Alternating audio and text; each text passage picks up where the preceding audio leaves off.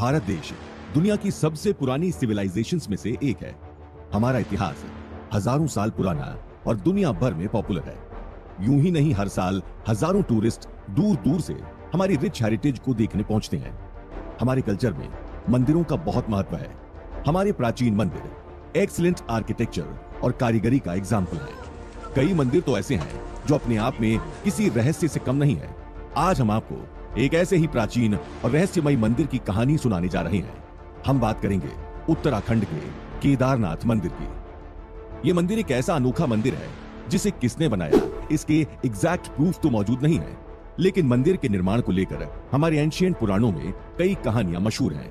कोई कहता है कि इस मंदिर को महाभारत काल में पांडवों ने पाप से मुक्त होने के लिए बनाया, तो कोई कहता है कि इसे आदि शंकराचार्य ने 8वीं सदी में बनाया। इन सभी कहानियों के बीच एक बात तो तय है कि यह मंदिर कई सारे सीक्रेट से भरा हुआ है, जिसके बारे में जानना एक कमाल का एक्सपीरियंस है। आपको जानकर हैरानी होगी कि आस्था और भक्ति का प्रतीक केदारनाथ मंदिर 400 सालों तक बर्फ में दबा था, और उस वक्त कोई ये नहीं जानता था कि बर्फ के अंदर बाबा भोलेनाथ का प्राचीन मंदिर है। आप केदारनाथ के उन पुजारियों के बारे में भी जानेंगे जिनके बारे में एक समय ऐसी मान्यता थी कि उनके पास सुपरनैचुरल पावर्स हुआ करती थी। केदारनाथ महादेव का मंदिर करोड़ों श्रद्धालुओं की आस्था का केंद्र तो है ही, लेकिन अपने कमाल के निर्माण, अपनी रिमोट लोकेशन और एक रिच हिस्ट्री की बदौलत ये मंदिर कई नेशनल और इंटरनेशनल रिसर्चर्स को अपनी ओर अट्रैक्ट करता है। क्या आपको पता है कि केदारनाथ और भारत के कुछ दूसरे शिव मंदिर जियोग्राफिकली एक स्ट्रेट लाइन में बने हैं, वो भी तब जब दुनिया में कोई एडवांस टेक्नोलॉजी नहीं थी। हिमालय की गोद में बसा केदारनाथ मंदिर उत्तराखंड के रुद्रप्रयाग जिले में है। ये उत्तराखंड में सबसे ऊंचाई पर बना मंदिर है। इसका निर्माण इतना कमाल का है कि इसके जैसा दूसरा मंदिर पूरी दुनिया में कहीं नहीं है। मंदिर के बारे में आगे बढ़े उससे पहले इसके बेमिसाल आर्किटेक्चर की बात जरूर होनी चाहिए। दोस्तों, ये मंदिर सी लेवल से 3600 मीटर ऊपर बना है। इसका कंस्ट्रक्शन कुछ ऐसा लगता है कि इसे इंसानों ने नहीं, सुपर ह्यूमंस ने बनाया है। पांडवों के बाद कई वर्षों तक मंदिर का बाल भी बांका नहीं हुआ, लेकिन 8वीं शताब्दी तक मंदिर कई जगह से टूट चुका था। ऐसी मान्यता है कि 8वीं शताब्दी में जगत गुरु शंकराचार्य ने इसका रिनोवेशन कराया। ऐसे में यह मंदिर 1200 साल से अपनी जगह पर मजबूती के साथ खड़ा है। तो फिर उस वक्त ऐसी कौन सी टेक्नोलॉजी थी जिस वजह से यह मंदिर इतने सालों के बाद भी सही सलामत है? इसके पत्थरों को आपस में जोड़ने के लिए इंटरलॉकिंग तकनीक का इस्तेमाल किया गया है ना? वाकई कमाल का कंस्ट्रक्शन। जरा सोचिए कि आज हमें किसी बिल्डिंग को बनाने के लिए क्रेन्स, मैकेनिकल लिफ्ट्स और बहुत सी मॉडर्न मशीन्स की जरूरत पड़ती है। वहीं हजारों साल पहले हिमालय के रिमोट रीजन, जहां आसानी से चलना भी मुश्किल है, वहां इतने हजारों टन भारी पत्थरों से इतना विशाल मंदिर कैसे बनाया गया होगा? हम इसके बारे में भी आगे जरूर सुनेंगे। लेकिन दोस्तों, केदारनाथ मंदिर का इतिहास और निर्माण जितना हैरान करने वाला है, उससे कहीं ज्यादा एक्साइटिंग है केदारनाथ मंदिर की यात्रा, जो कि अपने आप में एक एडवेंचर है। माना जाता है कि केदारनाथ की यात्रा हजारों वर्षों से जारी है। आज भी केदारनाथ यात्रा 4 धाम की यात्रा में सबसे महत्वपूर्ण होती है। अगर आप केदारनाथ आना चाहते हैं तो समझ लीजिए कि केदारनाथ के आसपास कोई रेलवे स्टेशन नहीं है। इसका सबसे नजदीकी railway station Rishikesh railway station है, जो गौरीकुंड से लगभग 210 किलोमीटर है, और उसके लिए आपके पास सिर्फ 6 महीने का वक्त होता है, क्योंकि ये मंदिर साल में सिर्फ 6 महीने ही खुला रहता है। इस दौरान हम इंसान यानी आम लोग भगवान शिव की पूजा कर सकते हैं, लेकिन बाद के 6 महीने ये मंदिर बंद होता है। पुराणों के अनुसार इन 6 महीनों में यक्ष और गंधर्व केदारनाथ मंदिर आकर भगवान शिव की पूजा करते हैं। लेकिन इसके पीछे क्या वजह है, इस राज से भी हम आगे पर्दा उठाने जा रहे हैं। दोस्तों, क्या आप जानते हैं केदारनाथ मंदिर का निर्माण पांडवों ने कराया है? केदारनाथ मंदिर इतना पुराना है कि इसका जिक्र हमारे पौराणिक ग्रंथों में भी मिलता है। स्कंद पुराण, वायु पुराण, केदार कल्प और केदार खंड में इस मंदिर के बारे में बड़े विस्तार से लिखा गया है। वायु पुराण के अनुसार जब ब्रह्मा जी ने यह सृष्टि बनाई तो उसकी रक्षा के लिए भगवान विष्णु ने नर और नारायण नाम के 2 ऋषियों का अवतार लिया। उन्होंने केदारनाथ के गंधमादन पर्वत पर भगवान शिव को प्रसन्न करने के लिए कड़ी तपस्या की। भगवान शिव उनकी तपस्या से खुश हुए और उन्हें दर्शन दिए। भगवान शिव ने नर और नारायण से वरदान मांगने को कहा। नर और नारायण ने भगवान शिव से अपने साक्षात रूप में केदार भूमि में ही रह जाने का वरदान मांगा। भगवान शिव ने उन्हें वरदान दिया और तथास्तु कहकर चले गए। तब से ही केदारनाथ भूमि को भगवान शिव का निवास स्थान माना जाता है। लेकिन केदारनाथ मंदिर की सबसे पॉपुलर और इंटरेस्टिंग स्टोरी पांडवों से जुड़ी है। आपने ग्रेट एपिक महाभारत की कहानी तो सुनी ही होगी। महाभारत के युद्ध को दुनिया का सबसे बड़ा युद्ध माना जाता है। इसमें पांडवों ने कौरवों को हराकर विजय प्राप्त की थी।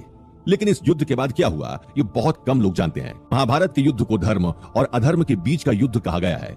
इस युद्ध में धर्म की रक्षा के लिए पांडवों को उनके ही भाई कौरवों से युद्ध करना पड़ा था। पूरे 18 दिन चली इस लड़ाई में पांडवों की जीत हुई। उन्होंने दुर्योधन और दूसरे सभी कौरवों को मार गिराया। इतना ही नहीं, युद्ध जीतने के लिए पांडवों को अपने गुरु द्रोणाचार्य, भीष्म पितामह और कई रिश्तेदारों को मारना पड़ा। युद्ध खत्म होने के बाद पांडवों को हस्तिनापुर का साम्राज्य तो मिल गया, लेकिन उन्हें सेटिस्फैक्शन नहीं मिल रहा था। अपने ही भाइयों और गुरुओं को मारने का गिल्ट उन्हें परेशान कर रहा था। ऐसे में युधिष्ठिर, भीम, अर्जुन, नकुल, सहदेव और द्रौपदी मिलकर भगवान कृष्ण के पास पहुंचे। पांडवों ने उन्हें अपनी सिचुएशन के बारे में बताया।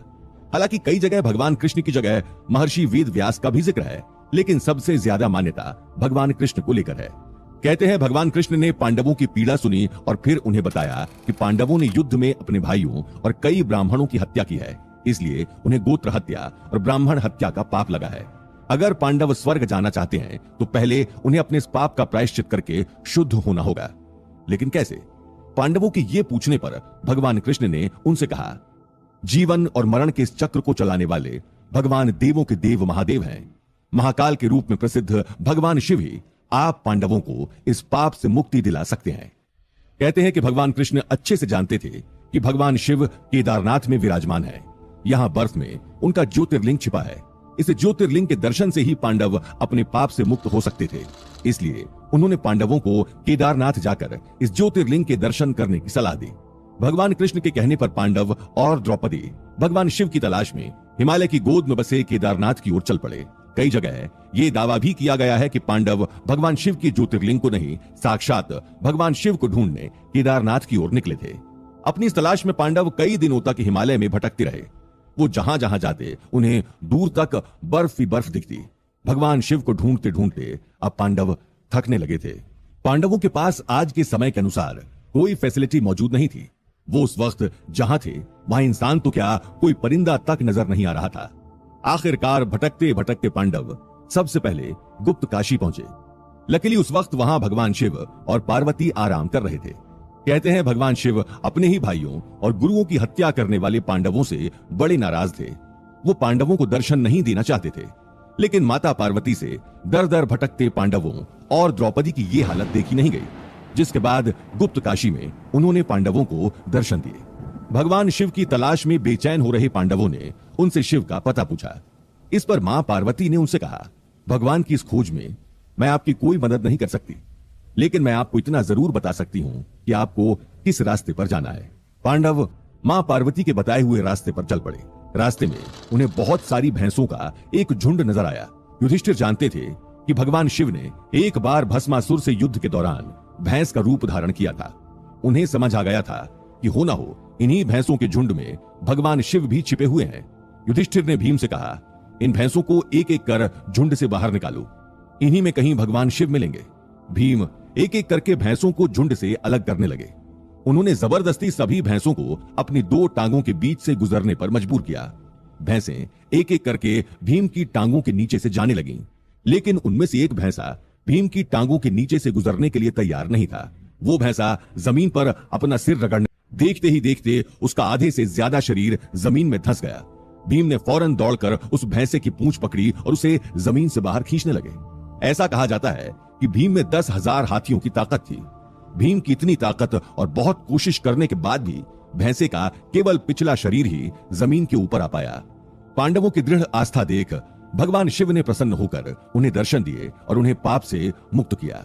पांडवों के साथ हुई इस घटना के दौरान भैंस रूप धारण करने वाले भगवान शिव का केवल पिछला हिस्सा जमीन के ऊपर आ सका। इसलिए केदारनाथ मंदिर में आज भी शिव जी की इसी रूप में पूजा होती है, जबकि उनके शरीर के बाकी 4 हिस्से अलग अलग जगह पर निकले थे। शिव जी के शरीर के ये भाग जहां जहां निकले उसे आज पंच केदार कहा जाता है। पुराणों के अनुसार शिव जी के धड़ का ऊपरी भाग नेपाल के पशुपतिनाथ में निकला। रुद्रप्रयाग जिले के उखीमठ में शिव जी के शरीर का मध्यम भाग निकला। आज भी यहाँ मध्यमेश्वर शिव की नाभि की पूजा की जाती है। रुद्रप्रयाग के चोपता में स्थित तुंगनाथ में भगवान शिव की भुजाओं की पूजा की जाती है। ऐसे ही मुख की पूजा रुद्रनाथ में की जाती है और जटा कपिलेश्वर में पूजी जाती है। ऐसा कहते हैं कि पांडवों ने ही केदारनाथ में रहकर यहाँ मंदिर बनाया ताकि वे पूजा अर्चना करते हुए समय व्यतीत कर सकें। पांडवों के पास उस समय भगवान श्री केदारेश्वर की पूजा के लिए चने की दाल और मक्खन ही था। इसलिए आज भी भगवान केदारेश्वर की पूजा में चने की दाल और घी का बहुत ही महत्व है। अगर केदारेश्वर के लिंग को ध्यान से देखने पर उसके एक भाग में भगवान गणेश और दूसरी जगह पर मां दुर्गा का चिन्ह दिखाई देता है। ये तो थी केदारनाथ की कहानी। लेकिन दोस्तों, क्या आपने कभी गौर किया है कि भगवान शिव हमेशा किसी दूर दराज के एकांत इलाके में ही रहते हैं, जैसे कैलाश पर्वत, अमरनाथ या दूसरे दूर इलाकों में? केदारनाथ में भी कुछ ऐसी ही जगह हैं जो आज भी केवल साल में 6 महीने ही खुलती हैं। बाकी के 6 महीने भगवान शिव एकांतवास में रहते हैं। दोस्तों, जैसा कि हमने आपको शुरुआत में बताया था कि केदारनाथ धाम के दरवाजे अक्षय तृतीया के दिन खुलते हैं और 6 महीने बाद भाई दूज को बंद होते हैं। हजारों साल पुराने इस केदारनाथ मंदिर की पूजा बड़े विधि विधान के साथ होती है। सुबह की सबसे पहली पूजा में ज्योतिर्लिंग को पवित्र जल से स्नान कराया जाता है। इसके बाद घी का लेप लगाया जाता है। फिर ज्योतिर्लिंग की आरती होती है, जिसमें आम भक्त भी शामिल हो सकते हैं। शाम के समय भगवान शिव का श्रृंगार किया जाता है। इस दौरान हिमालय से बड़े तंग आ गए थे। ऐसे में वो ब्रह्मा जी के साथ भगवान शिव के पास पहुंचे। भगवान शिव ने हिमालय को पर्वतों का राजा बना दिया और सभी देवताओं, यक्षों और गंधर्वों के लिए भी जगह तय कर दी। शिव जी खुद भी केदारनाथ ज्योतिर्लिंग के रूप में धरती पर रहने लगे। ऐसे में आदिकाल से ही यक्ष और गंधर्व भी भगवान शिव की पूजा करने यहाँ आते थे। आज भी ये 6 महीने यक्षों और गंधर्वों के लिए रिजर्व्ड होते हैं। केदारनाथ के कपाट बंद होने पर भगवान शिव की पंचमुखी चांदी की मूर्ति को उखीमठ के ओमकारेश्वर मंदिर में ले जाया जाता है, जहां अगले 6 महीने तक उसकी पूजा अर्चना की जाती है। केदारनाथ मंदिर के मुख्य पुजारी को रावल कहा जाता है। वो कर्नाटक के वीरशैव कम्युनिटी से आते हैं। रावल की मदद के लिए 3 सहायक पुजारी भी होते हैं। लेकिन केदारनाथ के पुजारियों का एक बड़ा रोचक इतिहास है। दरअसल आदिकाल से ही भगवान शिव की पूजा करने वाला एक बड़ा वर्ग रहा है।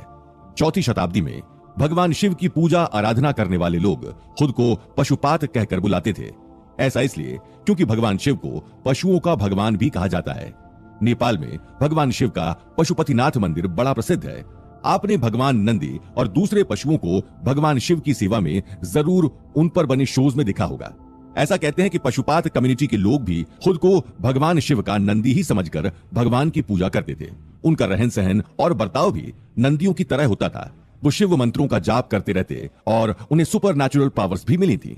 वहीं शिवजी के सेनापति वीरभद्र को ही आज भैरवनाथ के नाम से जानते हैं। ऐसी भी मान्यता है कि शमशान का देवता कहलाने वाले भैरव भगवान शिव के गुस्से से जन्मे हैं, यानी वो भगवान शिव का ही एक रूप है। इसलिए भैरव बाबा गढ़वाली संस्कृति के प्रमुख देवता हैं। केदारनाथ में भैरवनाथ का एक खुला मंदिर भी है। केदारनाथ के इतिहास के अनुसार 6वीं शताब्दी के बाद से ही केदारनाथ धाम में भक्तों और राजाओं की रुचि बढ़ने लगी थी। 10वीं शताब्दी के आते आते केदारनाथ एक प्रसिद्ध तीर्थ स्थल बन चुका था। इस वक्त तक केदारनाथ दूसरे तीर्थ क्षेत्रों से भी जुड़ चुका था। इस वक्त तक कई राजा भगवान शिव के दर्शन के लिए केदारनाथ पहुंचने लगे थे। 13वीं शताब्दी तक केदारनाथ के आसपास बहुत से राजाओं ने मंदिरों का निर्माण शुरू कर दिया था। देश के दूसरे इलाकों के पुजारी यहां भेजे जाने लगे। धीरे धीरे ये क्षेत्र एक प्रमुख और वेल कनेक्टेड तीर्थ क्षेत्र बन गया।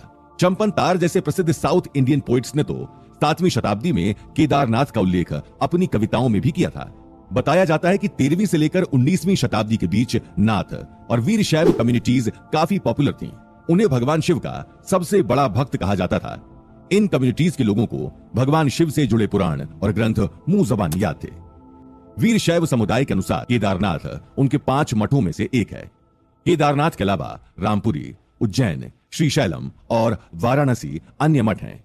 हर मठ के लिए एक जगत गुरु है। उन्हीं के शिष्य केदारनाथ गुप्त काशी के विश्वनाथ मंदिर, मध्यमेश्वर मंदिर और ओमकारेश्वर मंदिर उखी मठ में पुजारियों का काम करते हैं। केदारनाथ के बारे में बात हो और गढ़वाल के बारे में बात ना हो, ऐसा नहीं हो सकता। जैसा कि आपने सुना कि 13वीं शताब्दी के बाद से ही केदारनाथ कई राजाओं से लेकर सामान्य लोगों के लिए तीर्थ स्थल के रूप में प्रसिद्ध हो चुका था। इसके बाद अगली 4 सदियों तक केदारनाथ बद्रीनाथ धाम के आसपास कई छोटी छोटी रियासतें राज करने लगी। हर रियासत ने यहाँ अपना एक किला, जिसे गढ़ कहते हैं, उसे बनवाया। यहीं से इस क्षेत्र का नाम गढ़वाल पड़ा। ये छोटी छोटी रियासतें 16वीं शताब्दी में राजा अजयपाल की रियासत में मिलकर एक हो गईं। अजयपाल परमार वंश के एक राजा थे। ऐसा कहते हैं कि इस क्षेत्र की रिमोटनेस की वजह से ही अन्य क्षेत्रों के कंपैरिजन में इसका डेवलपमेंट धीमा हुआ। ऐसा भी माना जाता है कि इस क्षेत्र को एक नया रूप तब मिला जब यहां शंकराचार्य का आगमन हुआ। इस समय काल में भारत और तिब्बत के बीच व्यापारिक रिश्ते बन गए थे। ये तीर्थ यात्रा भी पैसे कमाने का एक मेजर सोर्स बन गई थी। नॉर्थ इंडिया से तिब्बत जाने के लिए बद्रीनाथ से होकर जाना पड़ता था, क्योंकि केदारनाथ अपने बड़े ग्लेशियर्स के कारण ज्यादातर बंद रहता था। इसलिए केदारनाथ फाइनेंशियल नजरिए से उतना जरूरी नहीं था। उस दौर में तिब्बत, सेंट्रल एशिया और रशिया जाने के लिए बद्रीनाथ एक प्रमुख रास्ता था। ब्रिटिशर्स ने इस रूट का खूब फायदा उठाया। उन्हें यहाँ सिल्क, कश्मीर वूल, सोना, नमक और बोरामकस मिलता था। साल 1815 में गोरखाओं को हराकर ब्रिटिश ने इस इलाके को अपने अधीन कर लिया। आपने दुनिया के कई अजूबों और उनसे जुड़ी अलग अलग कहानियां सुनी होंगी। समय के साथ हर पुराना मंदिर, महल या दूसरा कोई मॉन्यूमेंट खराब होने लगता है। कई मॉन्यूमेंट वक्त की मार नहीं झेल पाते और खंडहर में बदल जाते हैं। लेकिन केदारनाथ एक ऐसा प्राचीन मंदिर है जो आज भी हजारों सालों से जैसे का वैसा खड़ा है। केदारनाथ मंदिर को भारी भरकम पत्थरों को जोड़कर बनाया गया है। ये अपने आप में एक अजूबा ही है। लेकिन आपको ये जानकर इससे भी ज्यादा हैरानी होगी कि यह मंदिर करीब 400 सालों तक बर्फ के नीचे दबा रहा। जब मंदिर कई जगहों से टूटने लगा तो 8वीं सदी में जगत गुरु शंकराचार्य ने इसे रिनोवेट कराया। लेकिन दोस्तों, क्या आप जानते हैं कि इसके कई सालों बाद दुनिया में एक लिटिल आइस एज भी आया? जी हां दोस्तों, 1300 टू 1900 एडी के पीरियड को लिटिल आइस एज कहा जाता है। केदारनाथ तो पहले ही हिमालय की गोद में बसा एक मंदिर है। कहते हैं लिटिल आइस एज में बर्फ ने इस मंदिर को पूरी तरह अपनी चपेट में ले लिया। इसके बाद 400 साल तक ये मंदिर बर्फ के नीचे दबा था। इस दौरान किसी को यह अंदाजा भी नहीं हुआ कि इस सुनसान बर्फीले इलाके में कोई ऐतिहासिक मंदिर भी दबा हुआ है। Wadia institute of Himalayan geology Dehradun के वैज्ञानिकों ने इस बारे में डिटेल स्टडी की है। लाइकेनोमेट्रिक डेटिंग पत्थरों की उम्र जानने की टेक्निक है। वैज्ञानिकों ने लाइकेनोमेट्रिक डेटिंग के जरिए केदारनाथ मंदिर से जुड़े एक बहुत बड़े राज को दुनिया के सामने लाया है। वैज्ञानिकों ने दावा किया कि यह मंदिर 400 साल तक बर्फ के नीचे दबा था। अपने इस दावे को साबित करने के लिए उन्होंने कुछ सबूत भी दिए। वैज्ञानिकों ने बताया कि मंदिर की दीवारों पर बहुत सी पीली लकीरें या लाइंस बनी हैं। ऐसी लकीरें तभी बन सकती हैं जब कोई ग्लेशियर या चट्टान लंबे वक्त तक मंदिर की दीवारों पर रगड़ती रही हो। वैज्ञानिकों का दावा है कि मंदिर के अंदर भी ग्लेशियर में जमे रहने के निशान हैं, क्योंकि अंदर के पत्थर बाहर की तुलना में ज्यादा पॉलिश नजर आते हैं। आपकी जानकारी के लिए बता दें कि ग्लेशियर में सिर्फ बर्फ नहीं होती, इसमें चट्टानें और मिट्टी भी होती है। लेकिन हैरानी की बात है कि 400 साल बर्फ के नीचे दबे होने के बाद भी मंदिर का बाल तक बांका नहीं हुआ। लाइकेनोमेट्रिक डेटिंग के मुताबिक केदारनाथ रीजन में ग्लेशियर फॉर्मेशन 14th सेंचुरी में शुरू हुआ और 1748 तक चला, और केदारनाथ चोराबरी ग्लेशियर का ही हिस्सा है। यह मंदिर 3 तरह से पहाड़ों से घिरा है। मंदाकिनी नदी के तट पर बसा केदारनाथ ठंडियों के दिनों में पूरी तरह से बर्फ से ढका रहता है। हिंदू पुराणों के अनुसार भगवान शिव न केवल सेवियर हैं बल्कि डिस्ट्रॉयर भी हैं। इस मंदिर का निर्माण ही कुछ इस तरह किया गया है कि कोई भी नेचुरल डिजास्टर इसका बाल भी बांका नहीं कर सका। केदारनाथ मंदिर 85 फीट ऊंचा है। इसकी लेंथ 187 फीट और विड्थ 80 फीट है। इसकी दीवारें 12 फीट मोटी हैं और बहुत मजबूत पत्थरों से बनी हैं। ये पत्थर 6 फीट ऊंचे एक चबूतरे पर स्थित हैं। रिसर्चर्स ने केदारनाथ मंदिर के 4 अलग अलग हिस्सों से रॉक सैंपल्स लिए। इन रॉक सैंपल्स को माइक्रोस्कोप, एक्सरे और XRD सिस्टम की मदद से स्टडी किया, जिसमें उन्होंने पाया कि पत्थर क्वार्ट्ज, फेल्सपर और माइका से बने हैं। ये पत्थर नेचुरली डल व्हाइट कलर के हैं और इनमें बीच बीच में डार्क और लाइट बैंड्स हैं, जबकि मंदिर के एक्सटीरियर स्टोन वक्त के साथ काले पड़ गए हैं। रिलीजियस लिटरेचर और आर्कियोलॉजिकल स्टडीज के अनुसार यह मंदिर कम से कम 3000 साल पुराना है। हालांकि इस मंदिर की दीवारों पर बने आर्टवर्क 650 से 850 एडी के बीच के बताए जाते हैं। पुराणों में मंदिर के आसपास ग्लेशियर होने का कोई जिक्र नहीं मिलता। इसलिए वैज्ञानिक मानते हैं कि मंदिर के पास ग्लेशियर की 3 वजहें हो सकती हैं। पहली ये कि ग्लेशियर मंदिर की मौजूदा लोकेशन से बहुत दूर हो, दूसरा ये कि उस इलाके में कोई ग्लेशियर ही ना रहा हो, और तीसरा ये कि वहां पहले भी ग्लेशियर रहा होगा जिसे काटकर ये मंदिर बनाया गया होगा। एक्सपर्ट्स मानते हैं कि साल 2013 की भीषण बाढ़ के बीच भी केदारनाथ मंदिर इसलिए बचा रहा क्योंकि इसका निर्माण और वास्तु बेजोड़ है। गढ़वाल के गोपेश्वर में गोपेश्वर महादेव या गोपीनाथ का मंदिर है। ये दिखने में बिल्कुल केदारनाथ मंदिर जैसा ही है। आर्किटेक्ट्स मानते हैं कि ये मंदिर भी केदारनाथ मंदिर की तरह मजबूत है। केदारनाथ मंदिर का एक और पत्थर बड़ा फेमस है। ये पत्थर हजारों साल पहले से यहाँ नहीं है, बल्कि 2013 में यहाँ आया। दरअसल 2013 में जब केदारनाथ में बाढ़ आई तो उस वैली में सब कुछ तहस नहस हो गया, लेकिन केदारनाथ मंदिर को कुछ नहीं हुआ। इसका एक बहुत बड़ा रीजन यही पत्थर है। दरअसल जब केदारनाथ में बाढ़ आई तो कहीं से एक बहुत बड़ा पत्थर आकर केदारनाथ मंदिर के ठीक पीछे फंस गया। इसी डायरेक्शन से पानी मंदिर की ओर आ रहा था, लेकिन इस पत्थर ने मंदिर के लिए शील्ड का काम किया। आज भी ये पत्थर केदारनाथ मंदिर के पीछे है। ये केदारनाथ मंदिर की एक चट्टान बनकर रक्षा कर रहा है। किंतु आखिर मंदिर को बचाने के लिए ठीक उसी वक्त उसी जगह ये पत्थर कैसे आ गया? ये महज एक कोइंसिडेंस है या फिर भगवान शिव की ही कोई लीला? आपने अब तक सुना कि कैसे केदारनाथ के मंदिर का निर्माण कितना रहस्यमयी और हैरत अंगेज है। इसके बारे में जानकर यह यकीन कर पाना बड़ा मुश्किल है कि इसका निर्माण इंसानों ने किया है। ऐसा लगता है कि इसे जरूर किसी सुपर ह्यूमन ने बनाया होगा, लेकिन यकीन मानिए हजारों साल पहले बगैर किसी मॉडर्न टेक्नोलॉजी के ये मंदिर बनाया गया है। दोस्तों, केदारनाथ मंदिर जैसा मार्वल दुनिया में शायद कहीं नहीं है, लेकिन इस मंदिर और भारत के दूसरे प्रसिद्ध ज्योतिर्लिंगों में एक कनेक्शन जरूर है। क्या आप बता सकते हैं कि वो क्या है? दरअसल केदारनाथ और बाकी ज्योतिर्लिंगों में ये कनेक्शन है कि केदारनाथ से लेकर साउथ इंडिया के आखिरी रामेश्वर ज्योतिर्लिंग तक ये सारे मंदिर जियोग्राफिकली एक स्ट्रेट लाइन में बने हैं। ये सारे ज्योतिर्लिंग 79 डिग्रीज लॉन्गिट्यूड पर स्थित हैं। केदारनाथ से शुरू करें तो ये 79.06 डिग्री पर है। ऐसे ही आंध्र प्रदेश का श्रीकालहस्ती मंदिर 79.70 डिग्री पर है। इसके बाद तेलंगाना का कालेश्वरम मंदिर 79.90 डिग्री पर है। वहीं तमिलनाडु के अरुणाचलेश्वर, थिल्लई नटराज, जम्मूकेश्वर, एकाम्बेश्वर नाथ मंदिर और रामेश्वरम मंदिर मिलकर एक सीधी लाइन बनाते हैं। जरा सोचिए, हजारों साल पहले बने इन मंदिरों को जियोमेट्रिकली इतना परफेक्ट कैसे बनाया गया होगा? इस तरह के प्राचीन मंदिरों के अद्भुत निर्माण को शब्दों में बयान करना संभव नहीं है। केदारनाथ से रामेश्वरम के बीच के सभी मंदिर एक स्ट्रेट लाइन में स्थित हैं। ऐसे बहुत सारे राज हैं जिन पर से पर्दा उठना बाकी है। जैसे जैसे हम इन मंदिरों के बारे में पढ़ते जाते हैं, हमारा इंटरेस्ट और ज्यादा बढ़ता जाता है। जैसे फिलहाल ये सोचिए कि हमारे पूर्वजों के पास ऐसी कौन सी टेक्नोलॉजी और साइंस थी जो उन्होंने ऐसा निर्माण कार्य किया, क्योंकि बिना किसी टेक्नोलॉजी के भी सदियों पहले बने ये मंदिर नेचर के 5 elements earth, water, fire, air और स्पेस को रिप्रेजेंट करते हैं। ये पांचों मंदिर वास्तु विज्ञान और वेद का अद्भुत संगम है।